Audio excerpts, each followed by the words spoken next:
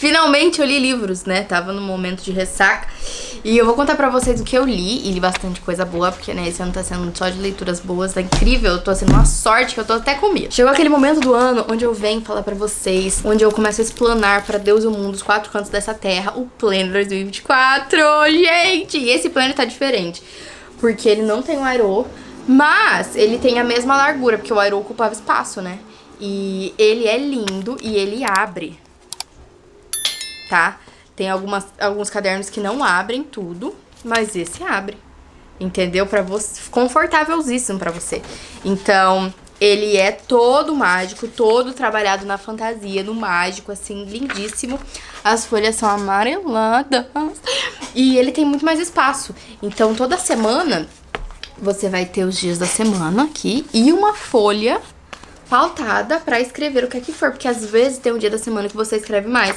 Então eu fiz isso pensando nisso. Então, às vezes você vive mais no seu sábado e domingo, que são aqui tá pequenininho. Mas você pode se repartir essa página no meio e só sábado e domingo, enfim. Então, ele tá muito maior, tem uma otimização de espaço e ele tá lindo, gente, sério. Assim, as imagens de cada mês, que coisa mais linda. E você, leitor, ele tem também uma página de leituras, onde já tem as estrelinhas pra você marcar todos os livros que você leu. Então, compra o Planner, ele tá em promoção agora. Quanto antes você comprar, mais barato vai ficar, porque tá na pré-venda. E vão ser pouquíssimas unidades dessa vez. Então, você bem mais pouco, metade das unidades do ano passado. Então, corre lá comprar, dá de presente, porque, assim, realmente é lindo. É lindo, dá pra expor na sua casa, assim, na prateleira, junto com os livros. Porque é lindo e eu fiz com muito carinho. E realmente, gente, tá assim, completaço. Então vamos lá. O último livro que eu li, que eu não contei pra vocês aqui nessa série de livros que eu li, foi O Parque das Irmãs Magníficas, que ele meio que me deu uma ressaca. Eu fiquei um mês inteiro pra ler esse livro, porque assim, eu lia e daí eu tinha que ficar 2 dias pensando e raciocinando e sabe, assim, tendo estômago pra continuar. Sim, é um livro incrivelmente bom, que eu indico para todo mundo. O Parque das Irmãs Magníficas é meio que uma autobiografia ficcional, sabe? Então, mistura elementos fantásticos, mistura elementos realísticos, mistura elementos de autobiografia. A Camila Souza Vilada, ela é uma mulher travesti, e ela vai contar aqui nesse livro a realidade de uma mulher travesti que tem o mesmo nome que ela e veio da mesma cidade que ela. Mas assim, existem algumas coincidências, mas a gente não pode levar isso como, né, padrão e achar que essa aqui é a história da vida dela. Não. E esse livro tem uma fantasia, uma baixa fantasia muito interessante. Então, assim, vai contar dessa menina que ela tá ali nesse parque, né, que é onde ela encontra outras travestis, e ela vai morar na casa de uma dessas travestis, a tia Encarna, que é meio que a mãezona ali dessas outras travestis, ela meio que cuida, né, se é essa mãezona. E nessa casa, essas mulheres, elas têm um momento de liberdade nesse mundo caótico e terrível. Então, ali elas podem ser que elas são, elas podem ter conforto, elas podem se sentir em paz, sabe? E num determinado dia, a tia Encarna, né, que é essa mulher mais velha, ela encontra um bebê jogado ali nesse parque. Então, tipo, um bebê muito pequenininho e ele tá ali, tipo, todo sujo, todo... Enfim, daí ela pega esse bebê e vai cuidar.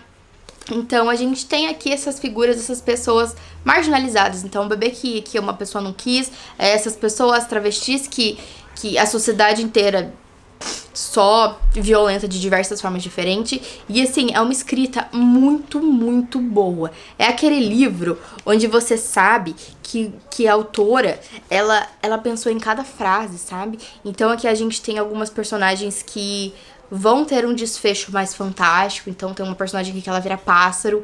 Então tem algumas coisas assim, ao mesmo tempo que tem uma violência brutal, real, né, do mundo. Então vai falar sobre essa transfobia que essas mulheres sofrem e tal. E é muito, muito, muito pesado essas partes. Porque assim, apesar de não tem assim umas coisas explícitas meio foda, mas apesar de não ser, tipo assim, um livro de gore, de horror, por exemplo, sei lá, do Rafael Monte, sabe? Que tem aquelas coisas, tipo, bem grotescas visualmente. Aqui eu acho que o peso maior é você saber que, tipo, isso é real e isso é a realidade. Então, o Brasil é um dos países que mais mata pessoas trans, travestis, e assim, é uma violência recorrente e é agonizante. Enfim, ela vai falar muito sobre a vivência, sobre a realidade. E, cara, eu achei incrível esse livro, sério, incrível mesmo. Que escritora boa, sabe? Muito, muito boa. A gente leu pro Clube do Livro e foi muito gostosa a discussão.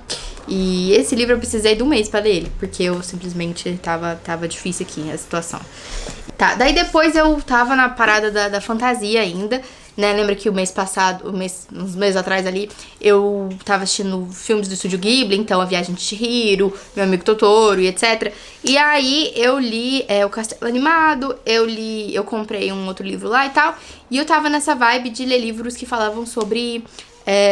eu queria livros meio que do leste asiático, sabe? Então falasse sobre a cultura deles, etc. Então eu lembrei, né, que depois que eu assisti A Viagem de Chihiro, eu lembrei que tem um livro muito parecido não, ele é tipo assim... Parece que é a mesma categoria, que é A Noiva Fantasma, que eu já tinha lido muito tempo atrás, e eu senti muita necessidade de reler o livro. Então eu tinha lido ele numa época, não fazia muito tempo mesmo. Então assim, ainda a capa antiga, né, do livro, onde a capa dele é diferentaça. E eu senti a necessidade de ler. Então aqui a gente tem uma menina, e ela vive onde hoje a região a gente chama de Malásia, mas na época era Malaca. E é uma região que foi colonizada por vários lugares. Então pela China, por Portugal, pela Inglaterra. E ela tá ali numa comunidade, né, de origem chinesa. Acontece que existem ali crenças e rituais e coisas assim. E em determinado momento, um vizinho dela muito rico morre. O pai dela recebe a proposta de casar esse cara morto com a filha dele viva, que é a Lilan. Tem até, eu acho que uma adaptação na Netflix, mas eu não assisti. E aí ela não quer casar com ele. A história toda se desenrola através disso, de que o cara que tá cortejando ela é um fantasma, ela não quer nada com ele e tal. E ela é de uma família não tão rica quanto ele, então tem essa questão do dinheiro e tal. E daí ela vai meio que entrar nesse mundo espiritual pra tentar se livrar desse cara. E assim, gente, eu não lembrava que o livro era tão bom, é tão bem escrito, é tão legal. E assim, o que mais me cativou é que é um livro jovem adulto, então... A minha janela tá tremendo porque tá ventando, né? Não sei se vocês estão ouvindo aí. E o interessante é que esse livro me cativou muito porque a personagem, ela é uma mulher, ela é uma menina forte, sabe? Ela tem, no começo do livro, as fragilidades, ela é meio deslumbrada ali, então ela é bem novinha e ela vai meio que aprendendo as coisas com o passar do tempo. E assim, não é aquela coisa forçada que fica, tipo, a todo momento, sabe, se provando. Ai, porque eu sou livre? Ai, porque as mulheres... Ela é uma mulher forte, cercada de mulheres fortes, e não fica nesse discursinho meio raso, sabe? Ai, porque temos que lutar os seus direitos, a coisa meio xoxa, meio rasa, sabe? E principalmente que não condiz com o tempo que ela viveu. Então, tipo, aqui... Ela tá vivendo no ano 1800 e pouco, eu acho. Então, assim, não fazia sentido colocar um discurso atual, assim, sabe? Mas, mesmo assim, ele é um livro que tem personagens, assim, muito interessantes. Então, eu gostei horrores de reler ele. Eu não lembrava que eu tinha gostado tanto de ler ele a primeira vez. Eu acho que a primeira vez que eu li, eu tava meio aérea, eu não sei, eu não tava prestando muita atenção. E reler o livro foi muito, muito bom. Gente, primeira vez que eu releio um livro, e eu acho ele melhor do que a primeira vez que eu li. Porque eu não sei o que rolou comigo, o que rolou com esse livro, mas eu achei muito incrível. A forma como a autora vai contar esse mundo espiritual é muito interessante. Tem essa pitada, assim, que tem umas coisas meio macabras. Não chega a ser terror, mas chega a ser um pouco assombroso. Os personagens têm uma dualidade ali. E a Lilan, ela vai aprendendo mesmo. Então ela é uma menina forte que não fica...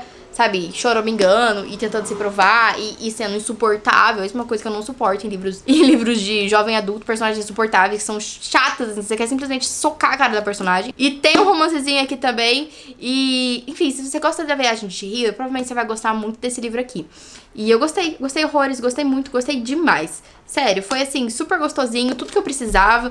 Obviamente que não vai ter assim, nossa, vamos discutir a psique humana. Não, nada disso. Então, é um livro de fantasia jovem adulto. Mas os personagens são legais.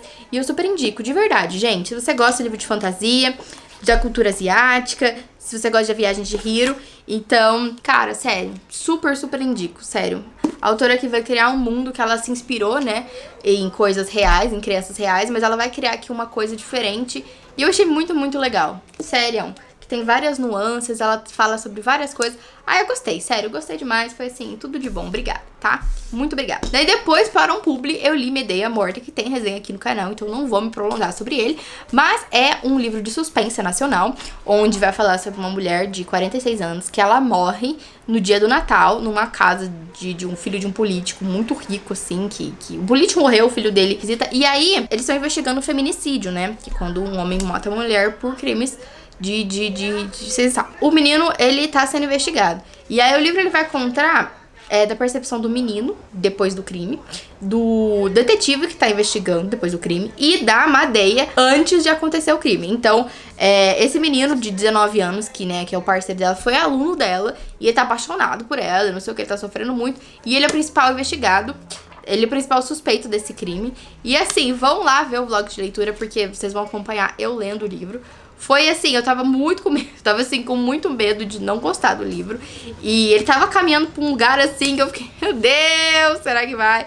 E me surpreendeu muito, eu gostei muito de como ele acabou. Porque tem livros que você só vai realmente entender se você gostou ou não quando acaba. Quando a escritora fecha tudo ali e diz, olha, a história é assim.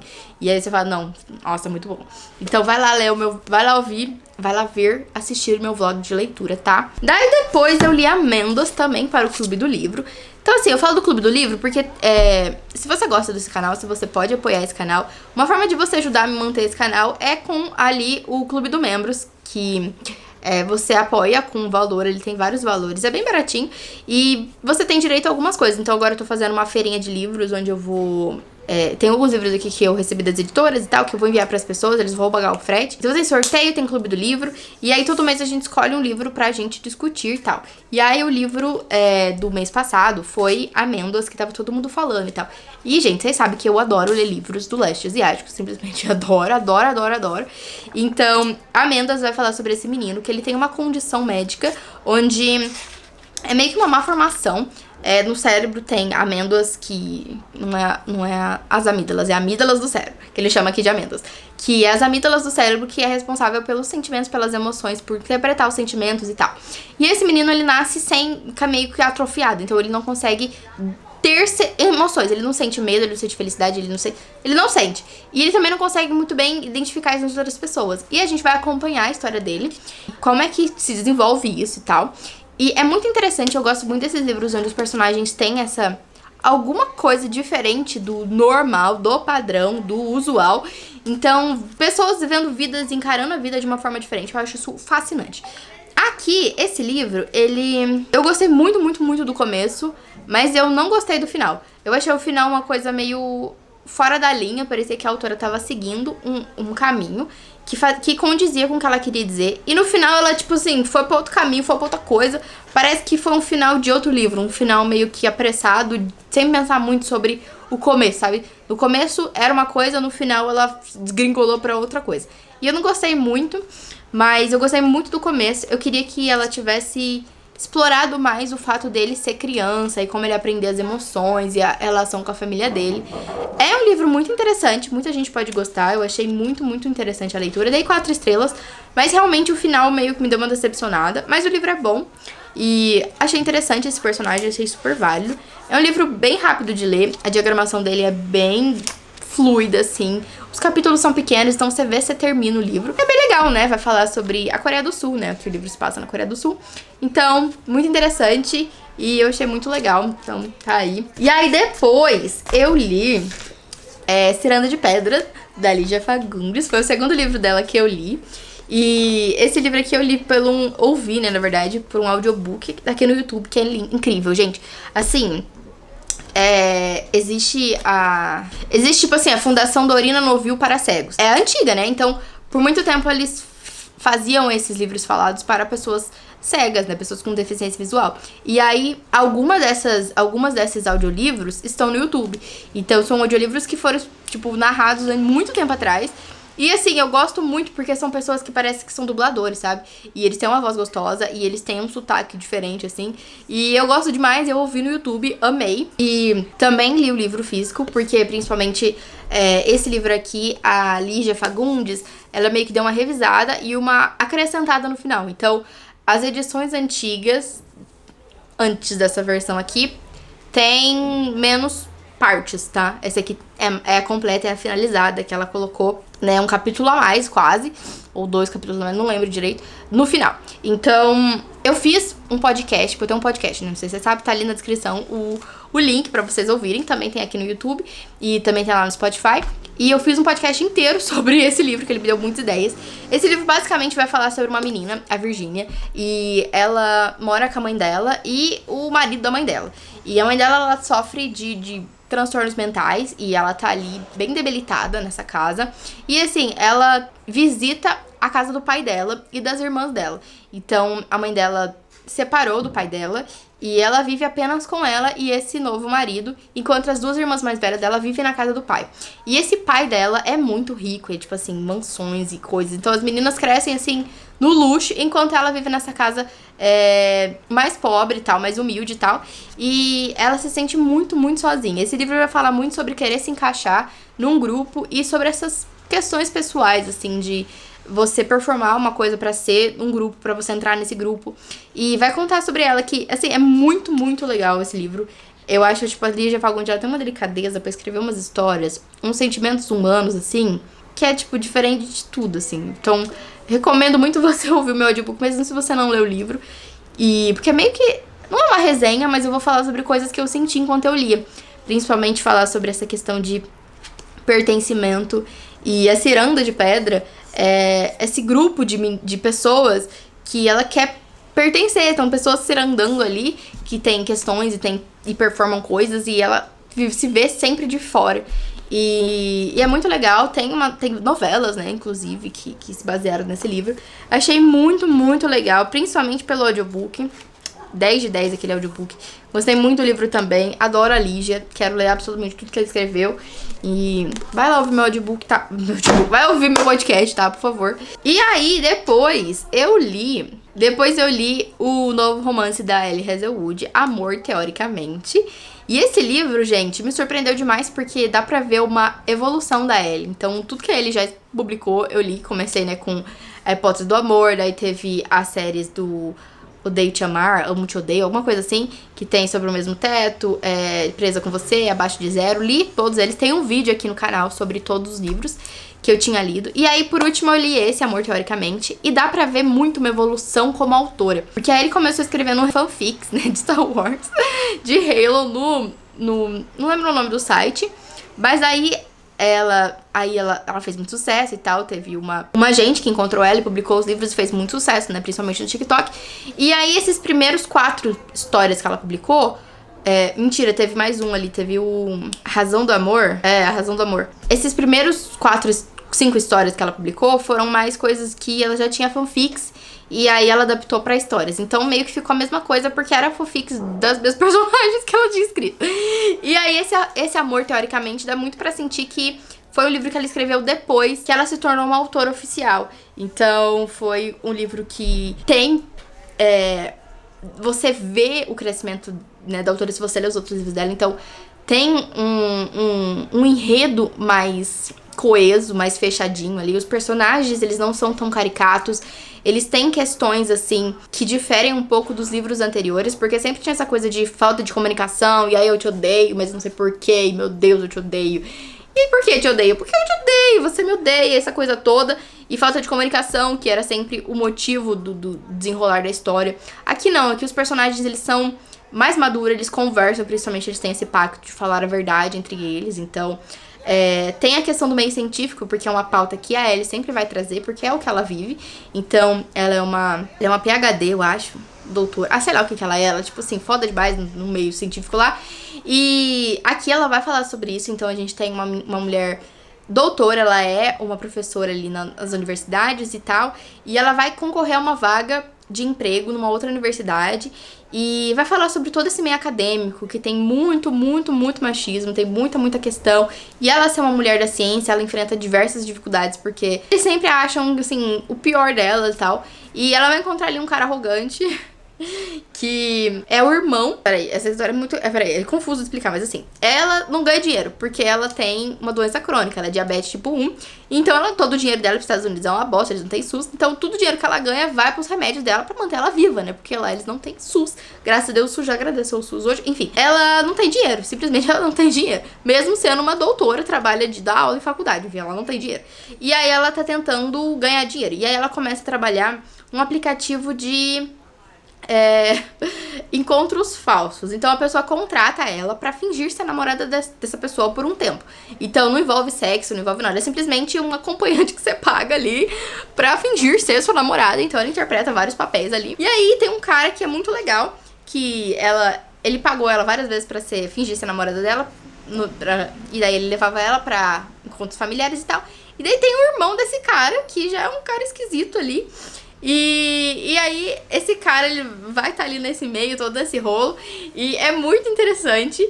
Então, tem esse clichêzinho de, ai meu Deus, eu fingi que eu era namorada do seu irmão e agora você está no processo seletivo, porque você também é um doutor da área científica, não sei o quê. Adoro isso. Mas assim, eu acho que eu li no momento errado. Eu não tava... Enfim, eu não consegui me conectar direito com os personagens. Eu reconheci que o livro era bom, que a história era coesa, sabe? Mas eu acho que faltou um pouco de mim, porque eu me senti completamente desconectada deles. Então, o cara também, apesar de os personagens serem diferentes do padrão, né? O Halo lá, então, do Driver e a Daisy lá. Eu não sei, eu achei ele um pouco... Esse cara aí, entendeu? Que esse cara aí, ele ama ela. Então, assim, é um negócio meio, sei lá, eu senti uma coisa esquisita, não sei. Não consegui me convencer. E a personagem principal é muito legal. Ela é realmente muito fofa. Mas eu não sei, eu acho que esse casal... Sei lá, aqui a gente tem bem... visível que todos os personagens da Ellie, eles têm essa característica, ou um ou outro vão ter essa característica de tão sobre o espectro ACE, o espectro assexual, que não é uma coisa que ela explica, que ela, tipo, deixa bem definido. Mas, cara, se você lê, e se você faz parte da comunidade, você vai super identificar, entendeu? Tipo, eu faço. Então, a personagem principal, ela provavelmente é demissexual, então... Pra ela sentir atração sexual, precisa desenrolar ali um sentimento, uma coisa... Assim, demora um tempão, sabe? Então essa é uma coisa que eu gosto bastante dos livros da Ellie, porque tem muitos livros que, tipo, o sexo e essas coisas mais físicas acontecem muito rápido. No da Ellie, não, demora bastante. E não é porque tá enrolando por causa de questões alheias. Não, eles estão dormindo na mesma casa, estão dormindo agarrados, mas eles... Precisa de mais ali pra desrolar, principalmente pra personagem feminina aqui. Então aqui a personagem feminina provavelmente ela tá ali no espectro ACE. O cara não, ele só respeita o tempo dela, porque ele é um bom homem, enfim.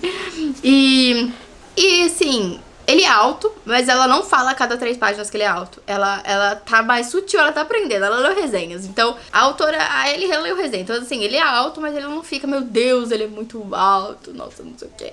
E até a cena hot que tem no livro, ela é um pouco diferente, mas obviamente que não vai ser, né? Porque os outros livros, A Razão do Amor e A Hipótese do Amor, a cena hot é basicamente a mesma. É tão ridículo porque tem as mesmas frases, tipo assim... Essa aqui é um pouco diferente, né? Tem a frase padrão do posso te comer, né? Basicamente, provavelmente vai ter tudo, é meio que o checklist da autora. Mas é interessante. Foi uma leitura gostosa, mas assim... Não chegou aos pés da Hipótese do Amor, que foi simplesmente a maior explosão de serotonina que eu recebi na minha vida. Foi aquele livro, então, né? E aí, por último, eu li Minha Amiga Anne Frank, que eu vou falar um montão dele aqui. Eu quero simplesmente sair gritando pra todo mundo ler esse livro. É uma autobiografia. A Hannah foi amiga de infância da Anne Frank. Ela nasceu na Alemanha, igual a Anne Frank. Se mudou pra Amsterdã como refugiada, quando estava estourando a Segunda Guerra Mundial. E estudou na escola com a Anne Frank. Então elas eram amigas. Foi tipo a primeira amiguinha que a Anne Frank teve. Não sei se foi a primeira amiga da Anne Frank, mas a primeira amiga da Hannah foi a Anne Frank, em Amsterdã. Então elas eram muito juntas. Então ela tava na festa de aniversário, que a Anne Frank ganhou o diário dela. Ela vai contar a história dela. Ela foi uma das pouquíssimas pessoas judias ali, dos colegas dela ali em Amsterdã, que sobreviveu. E ela vai contar tudo que ela viveu. Ela passou mais de 2 anos nos campos de concentrações. Ela viu a Anne no campo de concentração também. Então, é um livro, assim, extremamente marcado, extremamente importante, que eu indico demais, gente. Serião mesmo, serião demais. Eu acho que... Então, assim, foi absurdo, principalmente porque eu li Diário de Anne Frank 2 vezes. Eu me conectei muito com a Anne, sabe? Então, quando eu li, eu tinha a idade dela, a idade que ela escreveu o diário. E eu me conectei muito porque o que ela tava passando, assim, tirando a questão da Segunda Guerra Mundial, os sentimentos como, sabe, de pessoas de crescimento, de uma menina ali crescendo e tendo conflitos com os pais e pensando sobre o futuro e tal. Eu me conectei muito com ela. E no final, tipo, meu Deus, ela morreu e foi horrível e... Nossa, eu chorei horrores. Daí eu reli esse ano, chorei demais. Teve uma época que eu não conseguia pensar, ouvir falar, porque eu chorava. E aí eu já achei que tinha passado já, que eu não ia mais chorar com a Anne Frank. Mano, mas esse livro, eu acabei, eu tava assim... Nossa! Meu Deus! E principalmente porque...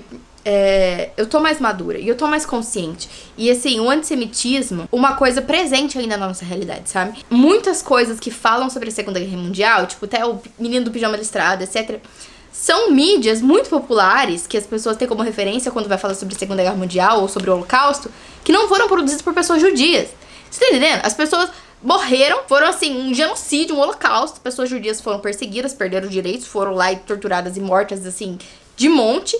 E as pessoas que sobreviveram e contaram as próprias histórias não são ouvidas. São ouvidas os outros lá que estão contando de uma forma romantizada, nada a ver com o que aconteceu. Então, assim, é muito importante você ouvir as pessoas que passaram por aquilo, entendeu? De primeira mão. A Hannah tá aqui contando de primeira mão o que ela passou. E ela, como uma pessoa judia, o pai dela ali, um judeu muito ortodoxo, e ela vai falar sobre as questões ali delicadas e únicas da crença dela, do que ela é. Meu, é muito, muito importante a gente ouvir as pessoas que passaram por aquilo contando as próprias histórias, sabe? Então a Hannah, ela morreu ano passado, ela já era bem velhinha, e ela teve bastante filhos e tal. E, cara, foi horrível, sabe? Foi horrível. E recomendo demais. E eu vou falar dele um monte, sim, porque eu fiquei muito feliz de fazer esse publi. E, por favor, dá engajamento toda vez que eu falar, tá? Porque é de verdade. Foi, assim, um dos melhores livros da minha vida. E eu tô muito, muito feliz e grata. Principalmente por poder falar e divulgar. E você paga pra fazer isso, né? Ter o meu trabalho reconhecido. E ainda poder divulgar um livro tão importante assim. Que, cara, olha... Inclusive, eu até comecei a ler um outro livro de uma judia também falando sobre a Segunda Guerra Mundial, porque eu fiquei, né, enfim. Leiam Minha Amiga Anne Frank, tá? Por favor. E é isso, gente. Muito obrigada por ter assistido o vídeo até aqui. Obrigadão demais. Não esqueça de deixar um comentário, tá? Muita gente fantasmas aí. Deixa um comentário, um emoji, alguma coisa, tá? Pra eu saber que vocês estão aí. E é isso. Beijo pra vocês e até o